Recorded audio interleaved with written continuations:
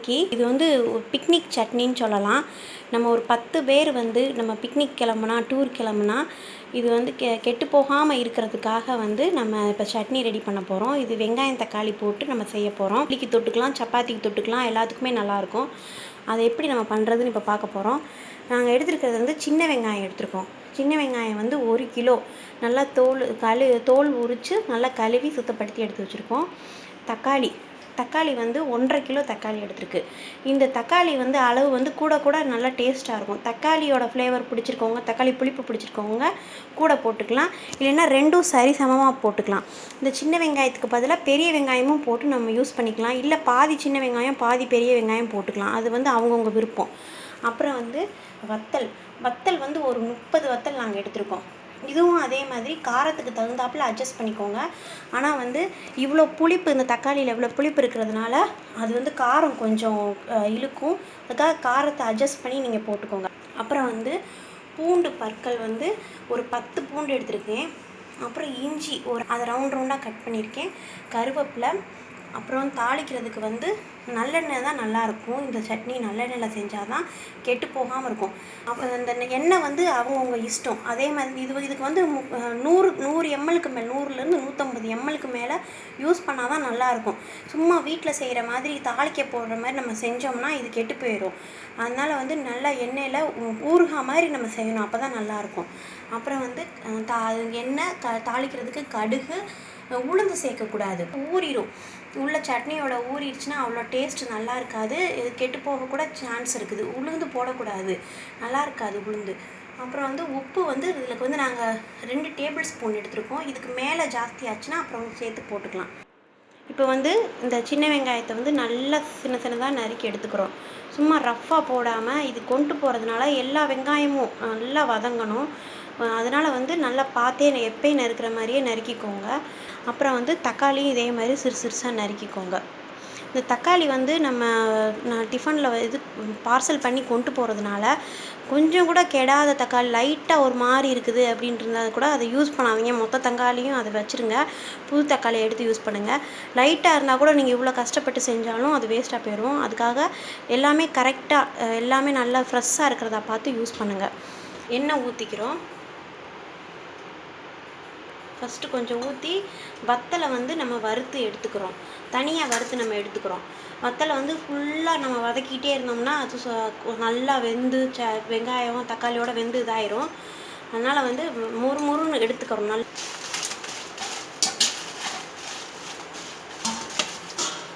நம்ம எடுத்துக்கோங்க. போட்டு 5 நிமிஷம் நல்லா கட்டி காஞ்சு எண்ணெயெல்லாம் காஞ்சிங்கன்னா போட்டு ஒரு 5 நிமிஷத்தில் எடுத்துடலாம். இவ்வளோதான். இதுக்கு மேலே நீங்கள் விட்டிங்கன்னா கருகிடும். அப்போ வந்து சட்னி வந்து நமக்கு கருப்பாக கிடைக்கும். நம்ம லைட் ப்ரௌன் கலரில் மெரூன் கலரில் மாறும்போது நம்ம எடுத்துட்டோம்னா சட்னி நல்ல கலரில் கிடைக்கும். நெக்ஸ்ட்டு வெங்காயம் போட்டுக்கிறோம். வேணும்னா எண்ணெய் சேர்த்துக்கோங்க. இதில் நம்ம லைட்டாக தான் ஊற்றணும். இந்த வெங்காயத்தோடயே வந்து நம்ம இஞ்சி பூண்டை வந்து நம்ம நறுக்கி வச்சுருக்கோம் பாருங்கள், அதையும் சேர்த்துக்கலாம். நல்லா சின்னதாக நறுக்கிக்கோங்க மிக்சியில், அப்போ தான் அரைப்படும். இஞ்சி போடுறது வந்து ப்ரிசர்வேட்டிவ் மாதிரி கெட்டு போகாமல் இருக்கிறதுக்கும் கொஞ்சம் நல்ல வாசமாக இருக்கும் நம்ம சாப்பிடும்போது. நார்மலாக வெங்காய சட்னி வைக்கும்போது பூண்டு மட்டும் போட்டால் நல்லாயிருக்கும். இஞ்சி நம்ம போட மாட்டோம். வேணும்னா போட்டுக்கலாம். இந்த வெங்காயம் வதக்கும் போதே உப்பு கொஞ்சம் சேர்த்துக்கிறோம். இந்த உப்பு போட்டு லைட்டாக வதக்கிக்கோங்க. அப்போ தான் சீக்கிரம் வெங்காயம் வதங்கும். நம்ம சட்னிக்கு எடுத்து வச்சுருக்க பாதி மட்டும் போட்டிருக்கோம். இப்போ அப்புறம் வந்து தக்காளி வதக்கும்போது கொஞ்சம் போடுங்க. இந்த மாதிரி கொஞ்சம் மூடி வச்சு வதங்கினீங்கன்னா சீக்கிரம் வதங்கிடும். உள்ள ஈரப்பதம் வந்து போகணும். ஈரப்பதம் போய் நம்ம கரெக்டாக அந்த ஃபுல்லாக அப்படியே நல்லா சாஃப்டாகி வேகும்போது நம்ம தக்காளியை போட்டுடணும். இப்போ இந்த ஸ்டேஜ் கரெக்டாக இருக்குது. நம்ம தக்காளியை சேர்த்துடுறோம். இது வந்து நாங்கள் யூஸ் பண்ணுறது கொஞ்சம் பெரிய பாத்திரம் யூஸ் பண்ணுறோம் பார்த்துக்கோங்க. இந்த மாதிரி பாத்திரம் இல்லாதவங்க வந்து வெங்காயத்தை மட்டும் நல்லா வதக்கி எடுத்துகிட்டு தனியாக வச்சு ஆற வச்சுருங்க. அதுக்கப்புறம் தக்காளியை தனியாக வதக்கி ஆற வச்சுருங்க. இப்போ இது வந்து ரெண்டும் சேர்ந்து செய்கிறதுக்கு கரெக்டாக இருக்குது. இது வந்து இதில் வந்து 1 கிலோ வெங்காயம், 1,5 கிலோவுக்கு மேலே தக்காளி போட்டிருக்கு. ரெண்டுமே கரெக்டாக இருக்குது. அப்போ பாதி உப்பையும் சேர்த்துருங்க. லாஸ்ட்டாக உப்பு தேவையானதெல்லாம் பார்த்துக்கலாம், போட்டுக்கலாம். இது 2 டேபிள் ஸ்பூன் போட்டிருக்கு. தக்காளி நல்லா வதங்கிக்கிட்டு இருக்கு பாருங்கள். இன்னும் அந்த தண்ணிலாம் இருக்குது பாருங்கள், தண்ணியெல்லாம் வற்றி நல்லா தக்காளி வந்து சுருண்டு வெங்காயத்தோடு சேர்ந்து வந்து வதங்கணும் பாருங்கள். நல்லா வந்து தக்காளி வந்து வதங்கிருச்சு. நம்ம வந்து அப்படியே இதை வந்து ஆஃப் பண்ணிவிட்டு ஆற வச்சிடுறோம். நல்லா ஆற வச்சு நம்ம கிரைண்ட் பண்ணிக்கிறோம். இப்போ நாங்கள் வந்து என்ன பண்ண போகிறோம்னா, இது நிறைய இருக்கிறதுனால ஒரே இதில் செய்கிறதுக்காக கிரைண்டர்லேயே போட்டு ஆட்ட போகிறோம். நீங்கள் வந்து மிக்ஸி இருந்துச்சுன்னா மிக்ஸி ஆடுங்க, இல்லை இந்த அளவுக்கு செய்யணும்னா நீங்கள் கிரைண்டர் ஆட்டிங்கன்னா உங்களுக்கு கொஞ்சம் ஈஸியாக இருக்கும்.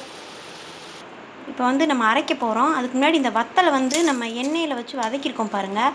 அதை வந்து நம்ம அப்படி சிசரை வச்சு நம்ம 2-3 நம்ம கட் பண்ணிக்கிறோம். எண்ணெயாக இருக்கிறனால கையில் நம்ம கிள்ள முடியாது. காம்பை தனியாக கிள்ளி எடுத்துட்டு காம்பையும் அப்படியே கட் பண்ணி போட்டுட்டு மிச்சத்தை வந்து நம்ம இந்த மாதிரி கட் பண்ணி எடுத்து வச்சுக்கிறோம். இப்போ வந்து ஃபஸ்ட்டு வத்தலை சேர்த்துக்கிறோம் கிரைண்டரில். இது வந்து மிக்ஸி இருந்துச்சுன்னா நீங்கள் இதே மெத்தடில் மிக்சியில் பண்ணிக்கோங்க. பாதியாக போட்டு வச்சுக்கோங்க. இப்போ இது வந்து நான் இதே வெங்காய சட்னி தான் இது. நீங்கள் வந்து அளவாக ஒரு வெங்காயம் 2 தக்காளி கூட போட்டு நீங்கள் செஞ்சுக்கலாம். செஞ்சு பாருங்கள் எப்படி இருக்குதுன்னு. இவ்வளோ அளவு செய்யணும்னு அவசியம் இல்லை. நாங்கள் இது வந்து செய்கிறோம், அதனால் வந்து அப்படியே வந்து வீடியோ எடுக்கலாம்ன்றதுக்காக அந்த ஐடியாவில் வந்து நாங்கள் அந்த மாதிரி காமிக்கிறோம் உங்களுக்கு.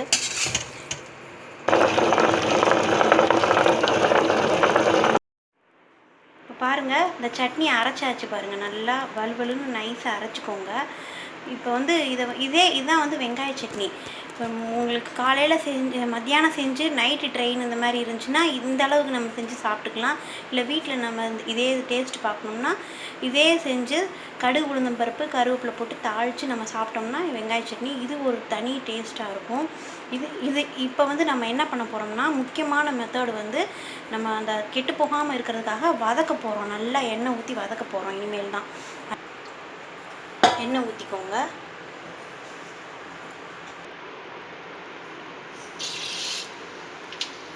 கடுகு நல்லா பொரியணும்.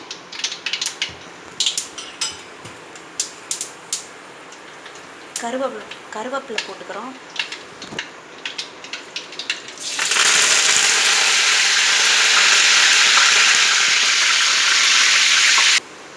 இப்போ கருவேப்பிலை சவுண்டு அடங்கிடுச்சு பாருங்கள். ஆனால் ஈரப்பசை போயிடுச்சுன்னு இருக்கும். போன பிறகு அரைச்சி வச்ச சட்னியை ஊற்றி நம்ம நல்லா வதக்கணும். இந்த ப்ராசஸில் இதுதான் நல்லா அப்படியே சுருள வதக்கணும். நம்ம எவ்வளோ வதக்குறோமோ எவ்வளோ எண்ணெய் ஊற்றுறோமோ அந்த அளவுக்கு வந்து நல்லா தாங்கும். இப்போ பாருங்கள், நம்ம தண்ணியெல்லாம் நல்லா வற்றி அந்த தக்காளி அந்த வெங்காயம்லாம் நல்லா வதங்கி நம்மளுக்கு அப்படியே எண்ணெய் லைட்டாக மிதந்துட்டு வருது பாருங்கள். அவ்வளோதான். இதை வந்து நம்ம அப்படியே ஆற வச்சோம்னா, இன்னும் கொஞ்சம் சிம்மில் வச்சுட்டு கூட ஆற வைங்க. 2 நிமிஷம் சிம்மில் வச்சுட்டு ஆற வச்சிட்டோம்னா நம்மளோட சட்னி ரெடி ஆகிடும். ஆற வச்சு தான் நம்ம பாட்டிலில் ஊற்றி நம்ம கொண்டுட்டு போகணும். ட்ராவலிங் போகும்போது நம்ம அப்படி தான் கொண்டு போகணும். சூடாக வச்சு மூடிடாதீங்க. நம்ம சட்னி வந்து அப்படியே நல்லா ஒரு 2 மணி நேரம் ஆறணும். ஆறுனதுக்கப்புறம் நம்ம பார்சல் கட்டுறதுக்கு முன்னாடி வந்து நல்லா ஒரு 2 ஸ்பூன் பச்சை நல்லெண்ணெய், காய்ச்சாத நல்லெண்ணெயை வந்து ஊற்றி அதை நல்லா அப்படியே சட்னியில் கலந்து விட்டுட்டு நம்ம எந்த பாக்ஸில் இந்த இதில் நம்ம கட்டுறோமோ ஒரு பெரிய பாட்டிலில் கட்டினாலும் சரி, இல்லை வந்து டப்பர் பேர் மாதிரி பெருசாக இதில் கட்டினாலும் சரி, நம்ம வந்து அந்த மாதிரி நல்லா அந்த எண்ணெயை கலந்து விட்டுட்டு நம்ம ஊற்றினா அப்படியே ஃப்ரெஷ்ஷாக இருக்கும். இந்த சட்னி வந்து ட்ரை பண்ணி பாருங்கள். இது ட்ராவலுக்குனே ஸ்பெஷலாக பண்ணியிருக்கிறது. இது நீங்கள் ட்ரை பண்ணி பார்த்துட்டு உங்கள் ஃபீட்பேக்கை எனக்கு கமெண்ட் பாக்ஸில் போடுங்க.